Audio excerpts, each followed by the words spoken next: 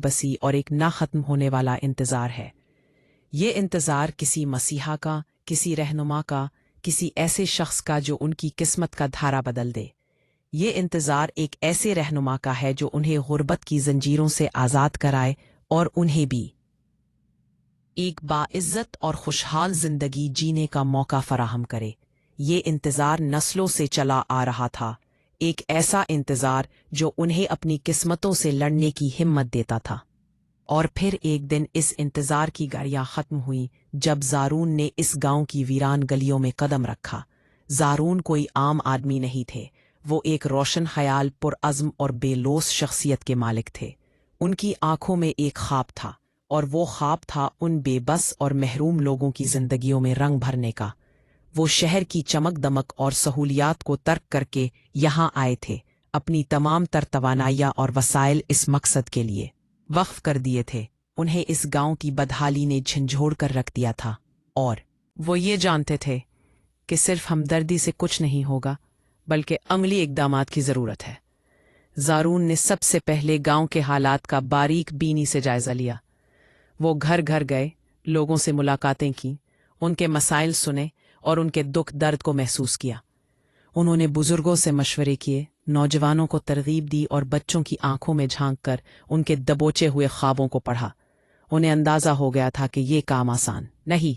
यहाँ सदियों पुरानी रवायतें हैं, जहालत के गहरे साए हैं और शक व शुबहात का गुबार हर तरफ फैला हुआ है।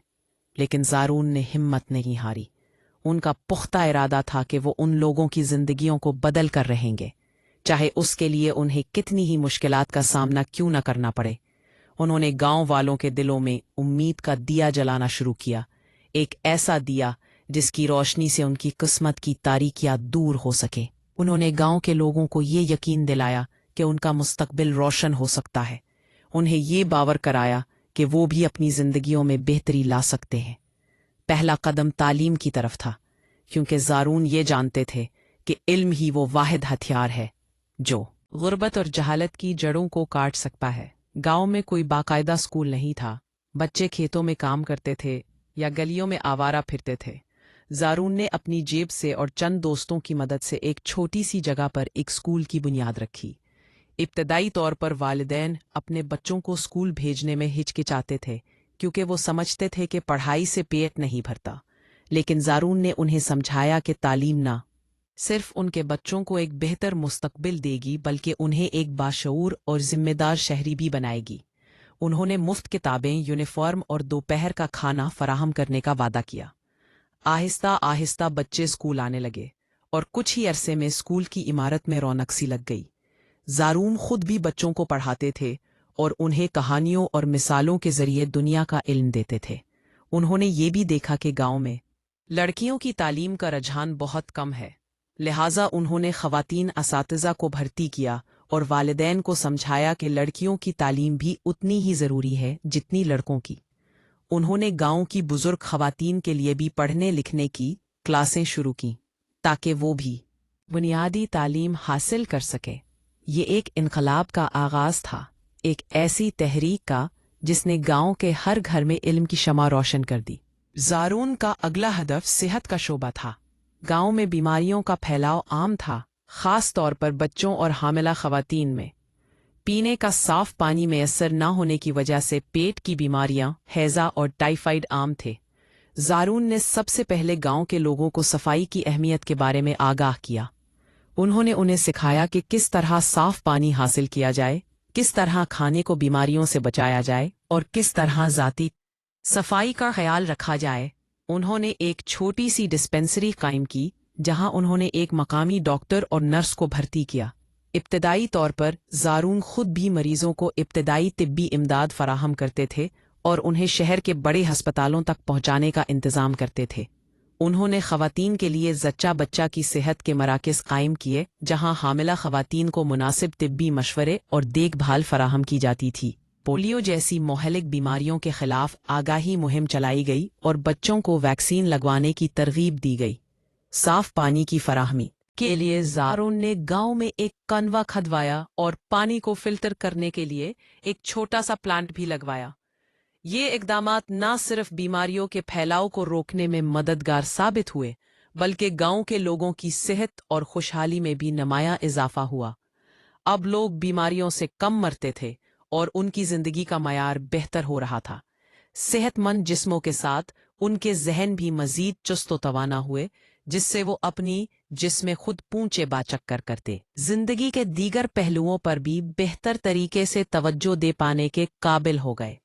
یہ سب زارون کے شب و روز کی محنت کا نتیجہ تھا، جس نے گاؤں کو صحت مند اور پرجوش معاشرے میں بدل دیا۔ زرعی شعبہ گاؤں کی معیشت کی ریڑھ کی ہڈی تھا، لیکن قدیم طریقوں اور وسائل کی کمی کی وجہ سے کسانوں کو خاطر خواہ فائدہ نہیں ہو رہا تھا۔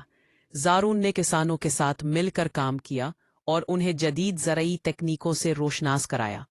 انہوں نے انہیں سکھایا کہ کس طرح بہتر بیج استعمال کیے جائیں، کھادوں کا مناسب استعمال کیسے کیا جائے اور نئی فصلوں کو کیسے کاشت کیا جائے جن کی بازار میں مانگ زیادہ ہو۔ انہوں نے چھوٹی چھوٹی آبپاشی کی اسکیمیں متعارف کروائیں جن سے کسانوں کو پانی کی کمی کا مسئلہ حل کرنے میں مدد ملی۔ زارون نے کسانوں کے لیے ایک مارکیٹ بھی قائم کی جہاں وہ اپنی فصلیں براہ راست بیچ سکتے تھے، جس سے انہیں بیچولیوں کے استحصال سے نجات ملی اور ان کی آمدنی میں اضافہ ہوا۔ انہوں نے کسانوں کو چھوٹے قرضے بھی فراہم کیے تاکہ وہ اپنی فصلوں کے لیے ضروری سامان خرید سکیں۔ اس کے علاوہ زارون نے گاؤں میں مچھلیوں کی پرورش کے تالاب بنوائے اور مرغی فارمنگ کی حوصلہ افزائی کی، جس سے لوگوں کو روزگار کے نئے مواقع ملے اور ان کی آمدنی میں مزید اضافہ ہوا۔ یہ سب کچھ صرف زارون کی رہنمائی اور مسلسل کوششوں کا نتیجہ تھا، جس نے گاؤں کے زرعی منظرنامے کو مکمل طور پر بدل کر رکھ دیا۔ اب کسان اپنی محنت کا بھرپور پھل حاصل کر رہے تھے اور ان کے گھروں میں خوشحالی آ چکی تھی۔ ان کی زمینیں جو پہلے صرف گزر بسر کا ذریعہ تھیں، اب باقاعدہ کاروبار میں بدل چکی تھی اور ان کے بچوں کو بھی ایک محفوظ مستقبل نظر آنے لگا تھا۔ لیکن زارون کا کام صرف تعلیم، صحت اور زراعت تک محدود نہیں تھا۔ وہ گاؤں کے سماجی ڈھانچے میں بھی بہتری لانا چاہتے تھے۔ گاؤں میں خواتین کو بہت سے حقوق سے محروم رکھا جاتا تھا اور ان کی آواز کو دبایا جاتا تھا۔ زارون نے خواتین کے لیے چھوٹے چھوٹے گروپ بنائے جہاں وہ اپنے مسائل پر بات کر سکیں اور ایک دوسرے کی مدد کر سکیں۔ انہوں نے انہیں سلائی کڑھائی، دستکاری اور دیگر ہنر سکھائے تاکہ وہ گھر بیٹھے روزگار کما سکیں۔ انہوں نے خواتین کو اپنے فیصلے خود کرنے اور اپنے حقوق کے لیے کھڑے ہونے کی ترغیب دی۔ اس کے علاوہ زارون نے گاؤں میں امن و امان قائم کرنے اور جھگڑوں کو حل کرنے کے لیے ایک کمیٹی بنائی جس میں گاؤں کے بزرگ اور معزز افراد شامل تھے۔ اس کمیٹی نے مقامی سطح پر ہی بہت سے تنازعات کو حل کیا اور عدالتوں میں جانے کی ضرورت کم ہو گئی۔ زارون نے نوجوانوں کے لیے کھیلوں کے میدان بنوائے اور انہیں مثبت سرگرمیوں میں مشغول کیا تاکہ وہ بری صحبت اور نشے جیسی لعنتوں سے بچ سکیں۔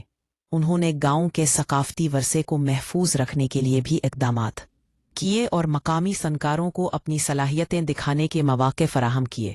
یہ تمام اقدامات گاؤں کو ایک مربوط، پرامن اور ترقی یافتہ معاشرہ بنانے میں مددگار ثابت ہوئے۔ اب گاؤں کے لوگ ایک دوسرے کے ساتھ زیادہ بہتر طریقے سے جڑے ہوئے تھے اور ہر فرد کی آواز کو سنا جاتا تھا۔ خواتین بھی اب باقاعدہ طور پر معاشی سرگرمیوں میں حصہ لے رہی تھیں اور اپنے خاندانوں کے لیے آمدنی کا ذریعہ بن رہی تھی۔ یہ ایک ایسا معاشرتی انقلاب تھا جس کی بنیاد زارون نے رکھی تھی۔ بجلی اور سڑکیں کسی بھی علاقے کی ترقی کے لیے لازم و ملزوم ہے۔ گاؤں میں بجلی نہیں تھی، جس کی وجہ سے رات کے وقت ہر طرف اندھیرا چھا جاتا تھا اور بچوں کو پڑھنے میں دشواری ہوتی تھی۔ زارون نے حکومت اور چند نجی اداروں سے رابطہ کیا اور ان کی مدد سے گاؤں میں شمسی توانائی کے پینل لگوائے۔ اب گاؤں کے ہر گھر میں بجلی میسر تھی اور لوگ رات کو بھی اپنے کام کر سکتے تھے۔ بچوں کو پڑھائی کے لیے روشنی ملتی اور گاؤں میں رات کے وقت بھی رونق رہنے لگی۔ سڑکوں کی حالت بھی خستہ تھی، جس کی وجہ سے شہر سے رابطہ بہت مشکل تھا۔ زارون نے گاؤں کے لوگوں کو ساتھ ملا کر کچی سڑکوں کو پکی سڑکوں میں تبدیل کرنے کا کام شروع کیا۔ حکومت کی مدد سے اور مقامی افراد کی شراکت سے چند ہی عرصے میں گاؤں کی سڑکیں شہر سے مل گئیں، جس سے آمد و رفت آسان ہو گئی اور گاؤں کی مصنوعات کو شہر تک پہنچانا ممکن ہو گیا۔ اس سے نہ صرف وقت اور پیسہ بچا بلکہ گاؤں کی معیشت کو بھی فروغ ملا۔ مواصلات کے اس جال نے گاؤں والوں کی قسمت کو مزید روشن کر دیا، کیونکہ اب وہ شہری مراکز سے زیادہ بہتر طریقے سے جڑے ہوئے تھے۔ انہیں اشیائے خورد و نوش کی بہتر رسائی حاصل ہوئی اور وہ اپنے ہنر کو بھی شہروں تک لے جا کر بیچ سکتے تھے۔ زارون نے صرف بنیادی سہولیات پر ہی توجہ نہیں دی، بلکہ وہ ماحولیاتی تحفظ کے بھی بڑے حامی تھے۔ انہوں نے گاؤں والوں کو درخت لگانے کی اہمیت سے آگاہ کیا اور ایک شجرکاری مہم شروع کی۔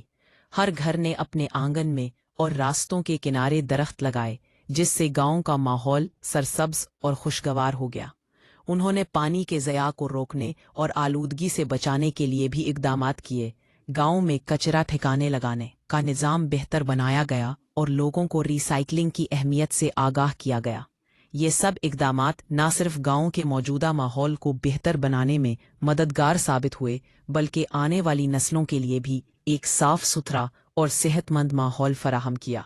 زارون نے یہ ثابت کیا کہ ترقی کا مطلب صرف مادی ترقی نہیں، بلکہ ماحولیاتی ذمہ داری بھی اس کا ایک اہم حصہ ہے۔ یہ تمام اقدامات راتوں رات نہیں ہوئے۔ زارون کو بہت سی مشکلات کا سامنا کرنا پڑا۔ ابتدائی طور پر گاؤں کے کچھ لوگ ان پر شک کرتے تھے اور ان کے ارادوں کو غلط سمجھتے تھے۔ انہیں فنڈز کی کمی کا سامنا بھی رہا اور کبھی کبھی انہیں مایوسی بھی ہوئی، لیکن ان کی ہمت اور لگن نے انہیں کبھی ہار نہیں ماننے دی۔ انہوں نے ثابت قدمی سے اپنا کام جاری رکھا اور آہستہ آہستہ لوگوں کا اعتماد حاصل کر لیا۔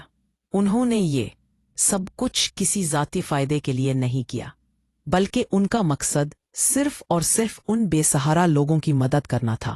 زارون کی کہانی ہمیں یہ سکھاتی ہے کہ ایک اکیلا فرد بھی اگر نیک نیتی اور محنت سے کام کرے تو وہ کایا پلٹ سکتا ہے۔